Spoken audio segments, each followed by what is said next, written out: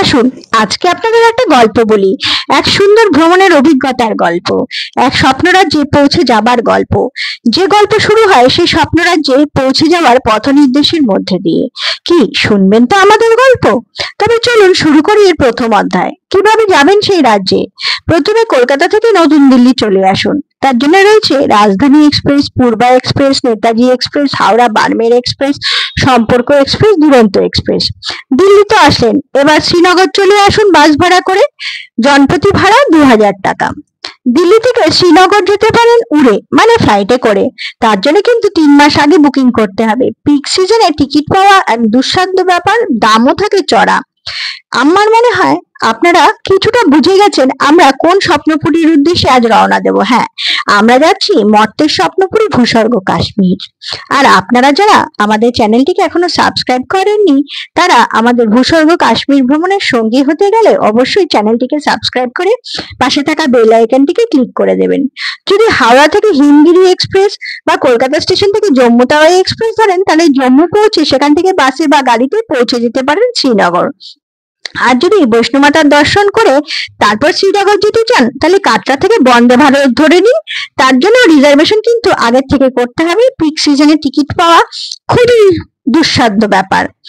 এবার আপনারা কলকাতা থেকে শ্রীনগর ফ্লাইটেও যেতে পারেন, যেমন আমরা গেছিলাম। ফ্লাইটে 3 মাস আগে বুকিং করলে ভাড়া একটু কম পড়বে, আগেই বলেছি। তাই আমাদের কিছুটা অফ সিজনের কারণে ভাড়াতে আমরা ছাড় পেয়েছি।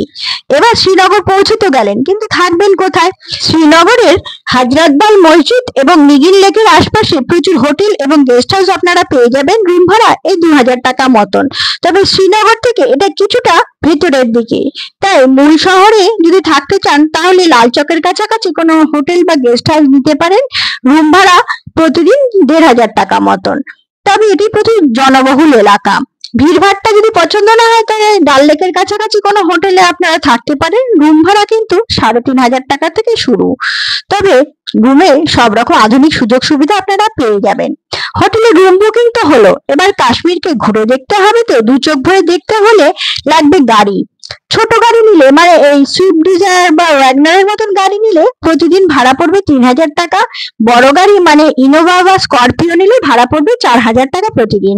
এই গাড়িতে আপনারা গুলমার্গ সোনমার্গ ঘুরে দেখতে পারেন। আর পেহেলগাঁওতে যদি রাত্রিবাস করেন, তাহলে তার জন্য পড়বে দুদিনের জন্য 6 থেকে 8000 টাকা।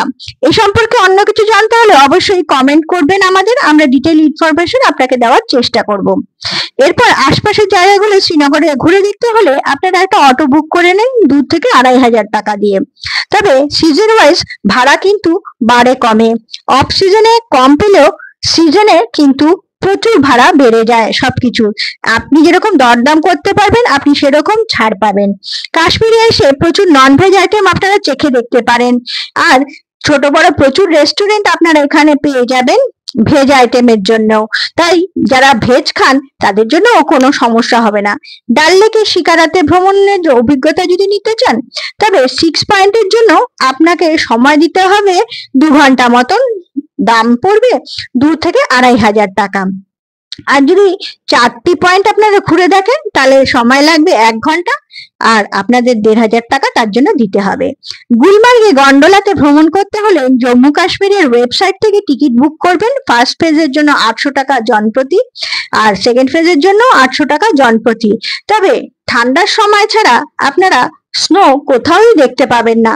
সোনমার্গে 0 point war memorial Zojila pass দেখতে হলে আপনাকে আলাদা করে গাড়ি ভাড়া করতে হবে। যে গাড়ি আপনাকে শ্রীনগর থেকে সোনমার্গ নিয়ে যাবে, সে কিন্তু আপনাকে জজিলা পাস ঘুরে দেখাবে না। যে আলাদা গাড়ি আপনারা বুক করবেন, তার জন্য 5 থেকে 6000 টাকা আপনাদের দিতে হবে ওয়ার মেমোরিয়াল দেখার জন্য।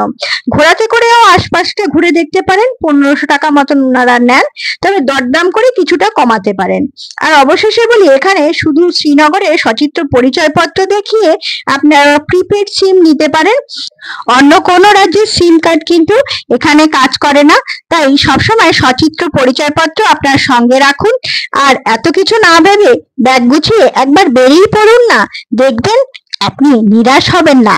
ভূস্বর্গ কাশ্মীর ভ্রমণের আমাদের আরো ভিডিও আসছে, আপনারা দেখতে থাকুন। আর এই ভিডিওটা পুরো দেখার জন্য সকলকে ধন্যবাদ।